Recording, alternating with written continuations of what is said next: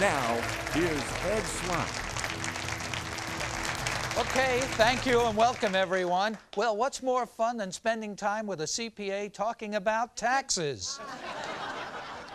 Well, I'll tell you, it's the taxes that will determine how much fun you're really going to have with your life savings, your retirement money. That's what we're talking about today. When I use the term IRA, which I'll be using quite a bit today, I'm using that as an umbrella term. So when I say IRA, that means all your retirement money. So it's your 401k, your 403b, your company pension plan, all of that tax-deferred money. So what is tax-deferred? Well, that's easy. That's kind of like your deal with the devil. And as with any deal with the devil, there's a day of what? Reckoning. And they have a name for that date. It's called your required beginning date. That's the date that our government has decided that they're just sick and tired of waiting for you to drop dead and they want their money back. That was always the case. That's the income tax. This money is also subject to estate taxes. This is highly taxed money. But here's the thing. Who's going to get that money? Do you ever have those dreams? Sitting around thinking, well, I've worked my whole life. Now I want to enjoy it. Who do you envision when you think about those days, spending your money? I'll tell you who you're all thinking about, because I know. Uncle Sam. Well, that's who's going to get your money, because Uncle Sam has a plan and you don't, and the one with the plan wins. That's what we're talking about today on today's program, creating a plan so you can have more money for you today, more money for your retirement, and more money for your loved ones, and more of it tax-free. And anybody can do it, and that's what we're going to show you in this program. But you need a plan, what I call an exit strategy. You put the money in, do you have a plan to get it out? Because it's the way you take it out that will determine how much you keep and how much goes to the government. Most people have no plan. And we have a bad situation in this country.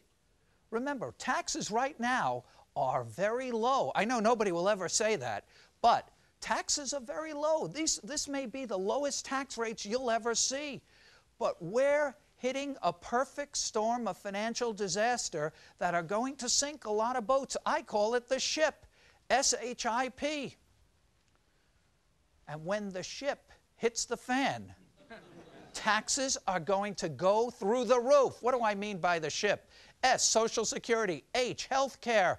I, income tax. Taxes have to go up. P, pensions. Somebody's got to pay for all of this. Who do you think it's going to be? You and me. I call this new economy we're entering a yo-yo economy. Y-O, Y-O. You're on your own. Businesses are out. They don't have pensions anymore. Look at the headlines. Look at this piece from the cover of the paper. These are not stories in the back of the paper. Traditional pensions are almost gone. Is employer-provided health insurance next? Look at this one. This you may have seen. The first baby boomer came to collect. Here's the first baby boomer. First baby boomer came to collect Social Security. There are 78 million people online behind her. Who's going to pay for this? It's going to come from taxes. Taxes are going to have to be increased. Look at this piece. Federal finance is a mess. This is a story about the top accountant in the country who won't even sign our government's financial statements.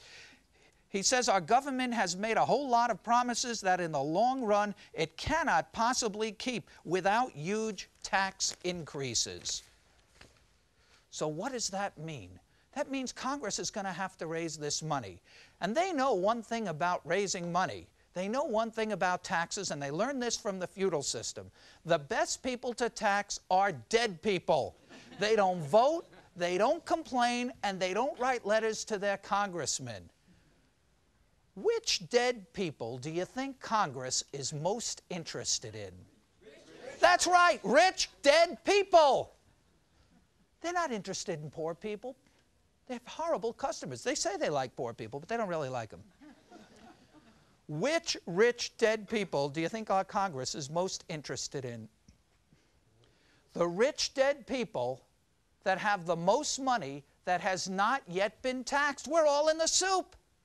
We all did everything right because our tax system is a penalty on savers. That doesn't sound fair. We put money in IRAs, in 401ks, in company plans. We did everything right, but that money hasn't been taxed yet. Now the government has the advantage of being able to change the rates at the end of the game when we reach our hands in there to collect. That doesn't seem fair. And if you're wondering, how high can taxes get? Well, I'll give you a little history lesson. It wasn't that many years ago, in the early 80s, the top federal tax bracket was 70%. But even a few years after that, the combined tax on retirement accounts, estate and income tax, was 95%. 55% estate tax and 40% income tax. 95%. And even at that time, can you imagine Congress sitting around saying 95% tax on retirement accounts? We're just leaving people with too much of their own money. And they went and created a third tax on top of the already existing 95%, a 15% excise tax. We used to call it the success tax, the excess accumulations tax. Another 15% on top of the already existing 95%. This went on until about 1995, when one sorry beneficiary inherited a large IRA and got hit with all three taxes, what I call the trifecta of taxation. His combined rate was 103%. In other words, he was a negative beneficiary. They wanted him to kick in. And he said, but I don't even know the guy. And they said, but he's your father. And he went to tax court, in one of the biggest taxpayer-friendly landmark rulings of all time. In that case, the judge said to the IRS, no longer can the IRS take more than 100% of what a person has. Thank you very much. It's a nutty system. But we have to take the position, when we do our planning, that there will be taxes, estate taxes, income taxes, because we know the government needs the money. So we have to create a plan, because if you don't create a plan, you get the government plan. That's how the government gets all their money, from people doing nothing.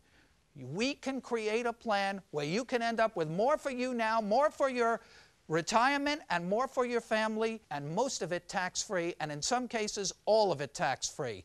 We want more, more, more.